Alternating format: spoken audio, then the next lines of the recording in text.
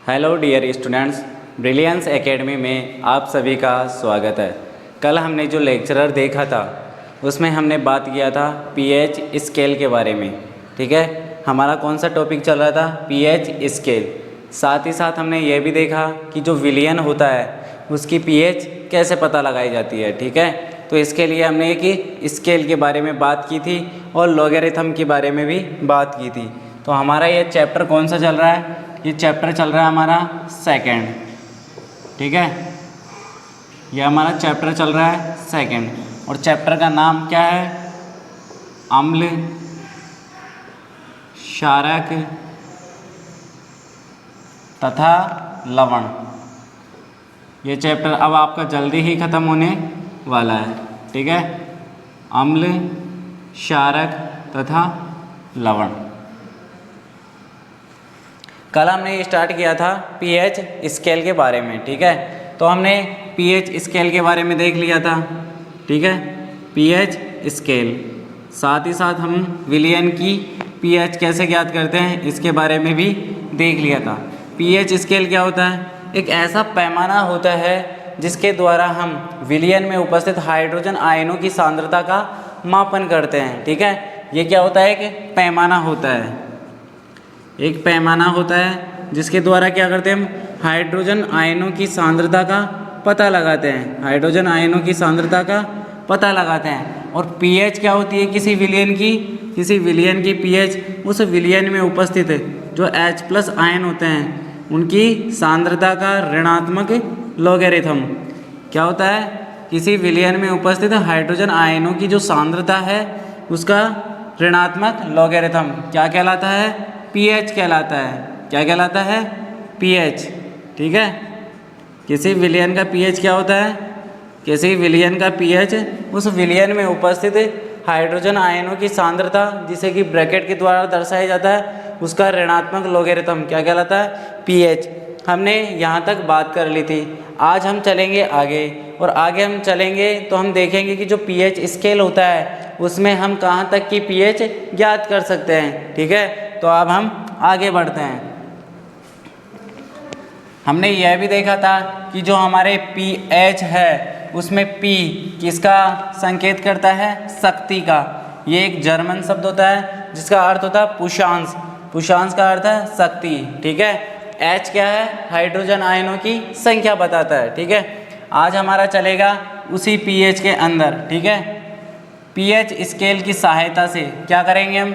0 से लेकर 14 तक की क्या करेंगे? पीएच ज्ञात कर सकते हैं। अर्थात जो पीएच होता है वह एक ऐसी संख्या के रूप में व्यवहार करता है जिससे हमें विलियन की अम्लीयता या क्षारकीयता का पता चलता है। ठीक है, विलियन की किसका पता चलता है? अम्लीयता व क्षारीयता का। तो हम कह सकते हैं पीएच स्केल से, नोट करते जाना साथ के साथ, पीएच स्केल से किसी विलियन की, पीएच स्केल से किसी विलियन की कहाँ से कहाँ तक ज्ञात कर सकते हैं? 0 से 14 तक की, जो 14 तक की पीएच है उसको ज्ञात कर सकते हैं। पीएच स्केल से किसी विलियन की 0 से 14 तक की पीएच ज्ञात कर सकते हैं। ज्ञात किया जाता है। पीएच ज्ञात किया जाता है। पीएच ज्ञात किया जाता है। ठीक है, हम स्केल भी बनाएंगे पीएच स्केल कैसा होता है। इसकी सहायता से जो पीएच होता है, पीएच स्केल, इसकी सहायता से क्या करेंगे हम? किसी भी विलियन की अम्लीयता व क्षारकीयता का पता लगाते हैं। इसकी सहायता से विलियन की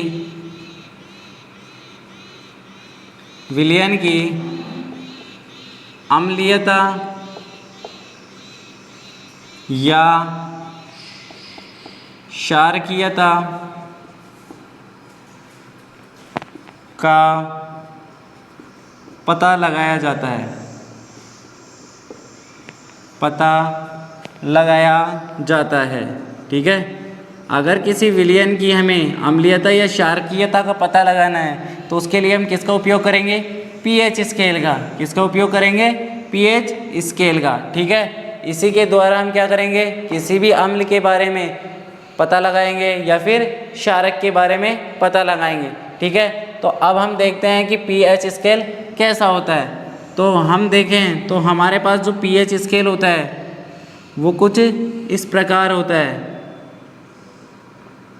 ठीक है, इस स्केल में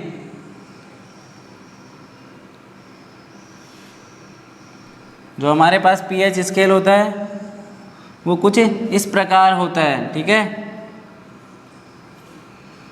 जब हम इसे देखते हैं तब हमें पता चलता है कि ये स्केल 0 से स्टार्ट होता है और कहाँ तक जाएगा?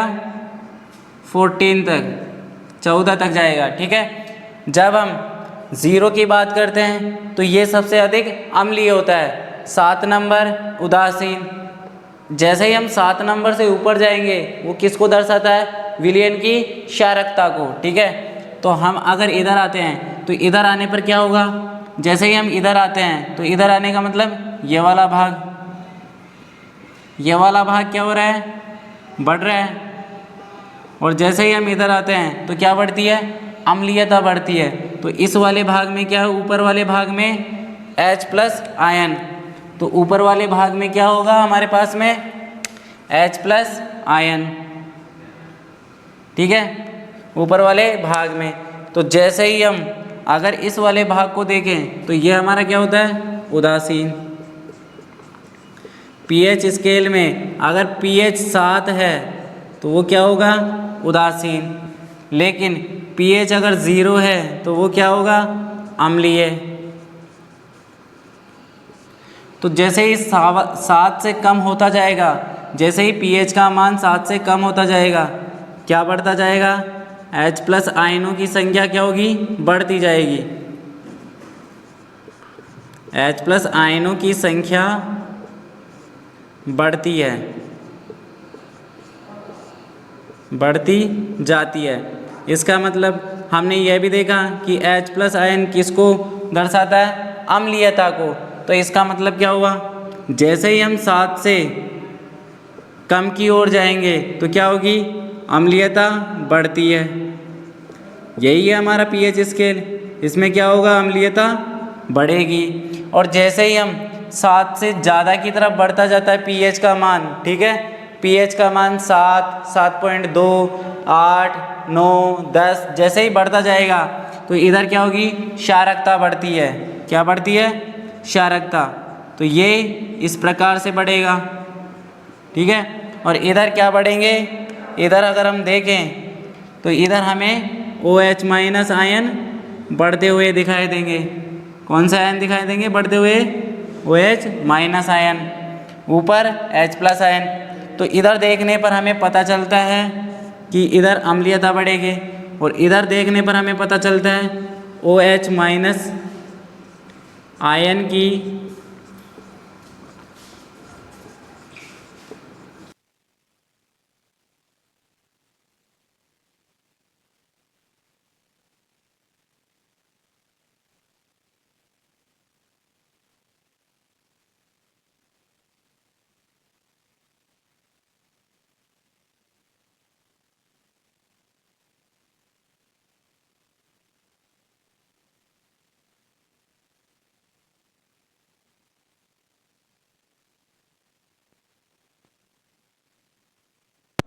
ठीक है बच्चों, तो देखो ये पीएच का मान कितना है? 7। और 7 पे क्या होता है? विलयन उदासीन होता है। लेकिन जैसे ही 7 से आगे बढ़ते जाते हैं, पीएच का मान जैसे ही 7 से आगे होता है तो वहाँ पे हम विलयन की क्षारकीयता बढ़ती जाती है। अर्थात उसका मतलब क्या हुआ? OH- आयनों की संख्या बढ़ती जाएगी। तो ये हमारा क्या है? PH scale. अब हम आगे बढ़ते हैं, लेकिन उससे पहले आप इसे नोट कर लीजिए।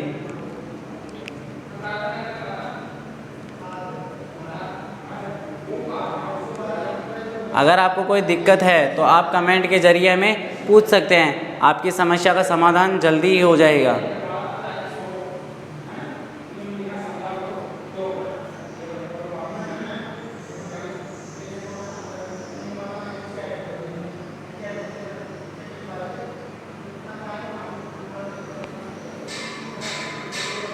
तो बच्चों आपने इसे नोट कर लिया होगा। अब हम आगे बढ़ते हैं। आगे हम देखेंगे कि कैसे हम अम्लीयता व क्षारकीयता का पता लगाते हैं। इसी में हम आगे बढ़ते हैं। तो हमारा जो आगे का पॉइंट है इसी में पीएच में, वो क्या है हम देखते हैं।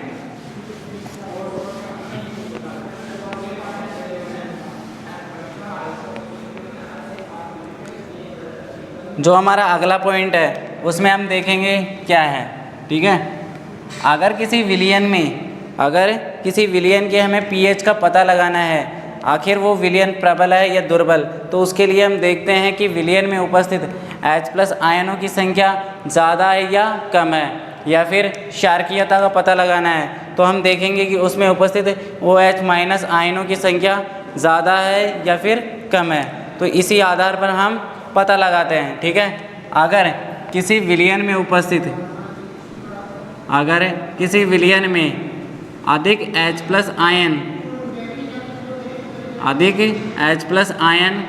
उपस्थित है, ठीक है, अधिक H+ आयन उपस्थित है, ठीक है। और यहाँ पे क्या हो सकता है, हमारे पास किसी विलयन में कम H+ आयन उपस्थित है। तो हम देखते हैं जिस विलयन में H+ आयन ज़्यादा उपस्थित होंगे वो क्या होगा, प्रबल अम्लीय होगा, और जिसमें H+ आयन कम उपस्थित होंगे वो कैसा होगा, दुर्बल होगा। तो हम क्या कह सकते हैं यहाँ पे, जो भी अम्ल होगा वो क्या होगा, प्रबल होगा, क्योंकि हमें पता है H+ आयन क्या बताता है, अम्ल के बारे में बताता है, और ये कैसा हो जाएगा, दुर्बल हो जाएगा, ठीक है। क्या हो जाएगा, दुर्बल अम्ल हो जाएगा, ठीक है। इसी प्रकार अगर हम इसमें एग्जाम्पल की बात करें तो हमारे पास एग्जाम्पल क्या हो सकता है, प्रबल अम्ल के लिए हम देखेंगे जो हमारे पास में HCl होता है, ठीक है। HCl इसका pH भी हमने देखा था, ठीक है, इसका pH 1.2 के समथिंग था, ठीक है। HCl किससे ज़्यादा प्रबल है, CH3COOH, ठीक है। HCl में जो H+ आयनों की संख्या है वो क्या है, ज़्यादा है, इसलिए HCl क्या है, प्रबल अम्ल है। CH3COOH इसमें H+ आयनों की संख्या क्या होती है, कम होती है, इसीलिए ये क्या है, दुर्बल अम्ल है। इसी प्रकार अगर हम क्षारक की बात करें तो क्षारक के लिए अधिक OH- आयन उपस्थित, यदि जिस विलयन में OH- आयन अधिक संख्या में उपस्थित होंगे, ठीक है, वो कैसा होगा, प्रबल क्षार होगा। और जिसमें कम होंगे, ठीक है, क्या होंगे, कम OH- आयन उपस्थित। जिस विलयन में OH- आयनों की संख्या क्या होगी, कम होगी, वो क्या हो जाएगा, दुर्बल। तो ये हमारा क्या है, प्रबल क्षार, और ये क्या हमारा, दुर्बल क्षार,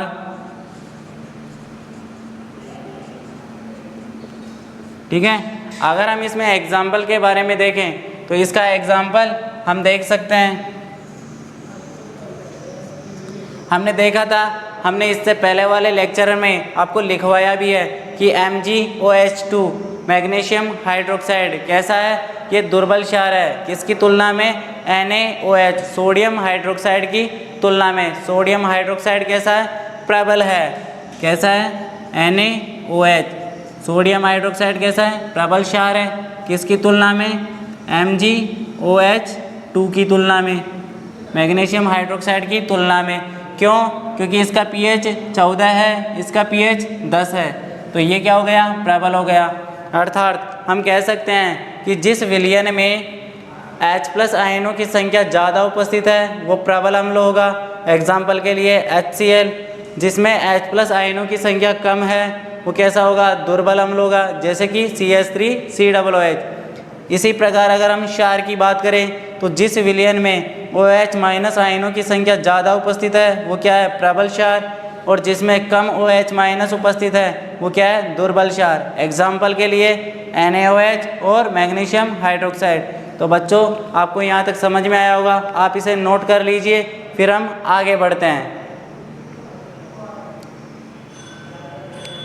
ये हमारा pH स्केल और किसी विलयन की pH कैसे ज्ञात करते हैं, उसकी अम्लीयता व क्षारकीयता का कैसे पता लगाते हैं, उसके बारे में हमने जानकारी ली है। अब हम पढ़ेंगे आगे कि हमारे जो दैनिक जीवन है उसमें पीएच का कैसे उपयोग होता है, कैसे उसका महत्व होता है। अब पीएच का महत्व केवल मानव की दृष्टि से ही नहीं होता, उसका पौधों की दृष्टि से भी उपयोग होता है।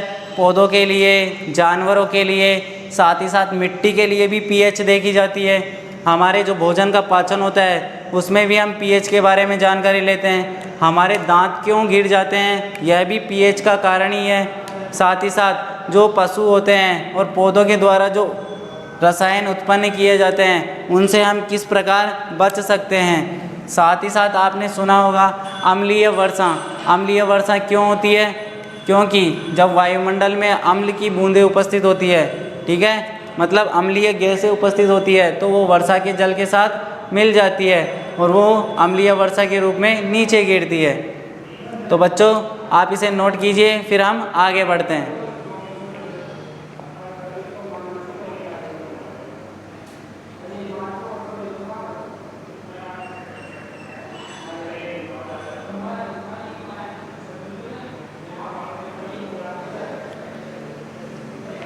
तो बच्चों आपने इसे नोट कर लिया होगा। अब हम आगे बढ़ते हैं और हेडिंग डालो दैनिक जीवन में पीएच का महत्व।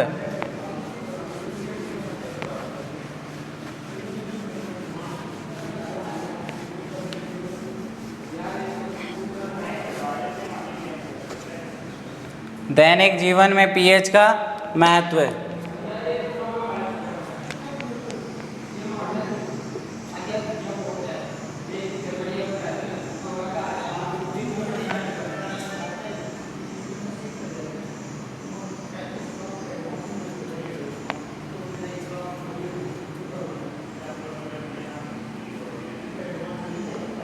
दैनिक जीवन में पीएच का महत्व। अब हम देखें दैनिक जीवन में पीएच का महत्व, तो इसमें हमारा जो पहला पॉइंट होगा, हम इसमें 5 पॉइंट्स पे बात करेंगे, ठीक है। तो इसमें पहला क्या, हमारे पौधे एवं मनुष्यों की पीएच के प्रति संवेदनशीलता, ठीक है। पौधे एवं मनुष्य के लिए क्या है, पीएच की संवेदनशीलता, ठीक है। तो पहला पॉइंट क्या है, पौधे एवं पशुओं में, पौधे या फिर पौधे या पौधे एवं पशुओं में पीएच के प्रति संवेदनशीलता। संवेदनशीलता इसका मतलब क्या है कि जो पशु होते हैं, ठीक है, पशुओं में देखो ये मानव भी शामिल हो जाएंगे, ठीक है। मानव के बारे में भी हम यहाँ पे बात कर लेंगे और पशुओं के बारे में भी और पौधों के बारे में भी, दोनों के बारे में बात करेंगे, ठीक है। तो अगर हम बात करें यहाँ पे, तो मानव शरीर के लिए पीएच का मान कितना होता है। अगर हम मानव शरीर की बात करें तो मानव शरीर के लिए पीएच का मान 7.0 से लेकर 7.8 के बीच के कार्य करता है। मानव शरीर का पीएच परास कितना होता है, 7.0 से लेकर 7.8। साथ ही साथ अगर हम आगे बात करें तो हमें पता चलता है कि जैसे ही वर्षा जल में पीएच का मान 5.6 से कम होता है तो हमें क्या प्राप्त होती है, अम्लीय वर्षा। तो हम लिख सकते हैं यहाँ पे, ठीक है, हम लिख सकते हैं मानव शरीर के लिए, मानव शरीर के लिए पीएच का परास कितना होता है, 7.0 से 7.8 के बीच,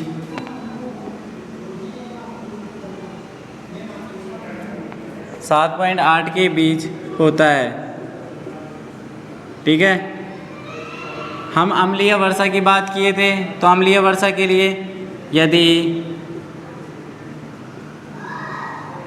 वर्षा के जल का पीएच मान,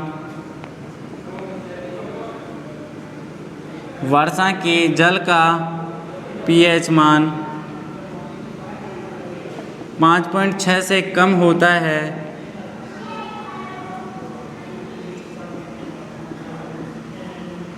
5.6 से कम होता है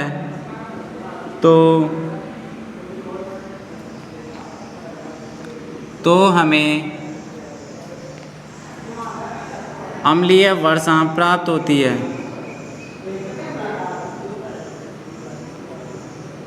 अम्लीय वर्षा प्राप्त होती है। इस अम्लीय वर्षा से क्या होगा, जो जलीय जीव जंतु होते हैं उनका क्या हो जाता है, स्वास्थ्य खराब हो जाता है या फिर उनकी मृत्यु हो जाती है। ठीक है, तो यह अम्लीय जल कहाँ जाएगा, नदियों में। ठीक है, यह अम्लीय जल पौधों, मिट्टी, भवन मतलब मकान, भवन, जलीय जीवों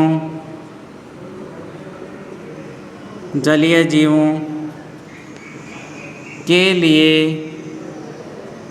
नुकसानदायक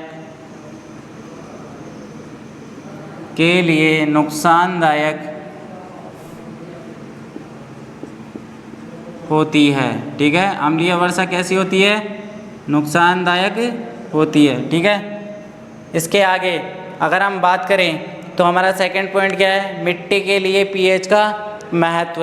मिट्टी के लिए पीएच का महत्व, यह हमारा पहला पॉइंट कंप्लीट हुआ। दूसरा क्या हमारा,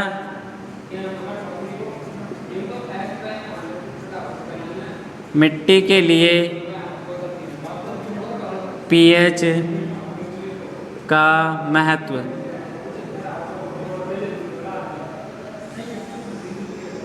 मिट्टी के लिए पीएच का महत्व। अब बात आती है कि मिट्टी के लिए भी पीएच का महत्व होता है। ठीक है, कोई सोचेगा कि मिट्टी के लिए पीएच का क्या काम है, लेकिन मिट्टी के लिए पीएच का बहुत ज़्यादा मायने रखता है, क्योंकि एक किसान अपनी अच्छी उपज के लिए यह चाहता है कि उसकी खेत की मिट्टी कैसी हो, अच्छी हो। इसके लिए ज़रूरी है कि उसे अपने खेत की मिट्टी के पीएच का मान पता हो। अगर उसके खेत की मिट्टी ज़्यादा अम्लीय होगी तो फसल कैसे हो जाएगी, खराब हो जाएगी। और अगर ज़्यादा क्षारीय होगी तब भी फसल क्या होगी, खराब हो जाएगी। इसलिए यह ज़रूरी है कि मिट्टी के पीएच का मान क्या हो, संतुलित हो। इसीलिए किसान क्या करता है, समय समय पर जाकर अपने खेत की मिट्टी की जांच करवाता है और उसकी पीएच का पता लगाता है। ठीक है, तो हम इसमें लिख सकते हैं कि फसल की अच्छी उत्पादन के लिए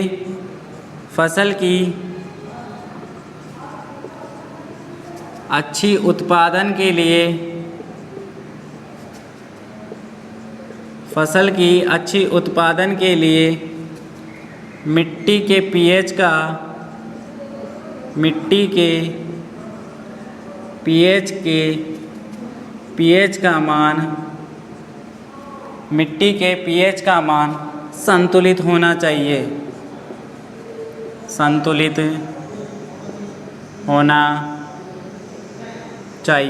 इसका मतलब ये है, मिट्टी का पीएच न तो ज़्यादा अम्लीय होना चाहिए और ना ही क्षारीय, तभी हमें क्या मिलेगी, फसल की अच्छी उत्पादन प्राप्त होगी। ठीक है, आगे जो हमारा थर्ड पॉइंट होगा वो हम अगले लेक्चरर में करेंगे।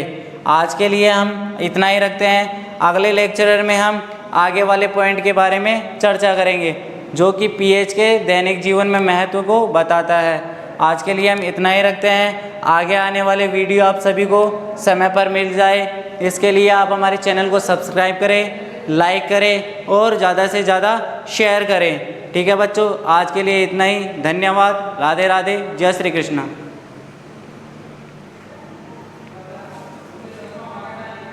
25 It's 3:21 p.m.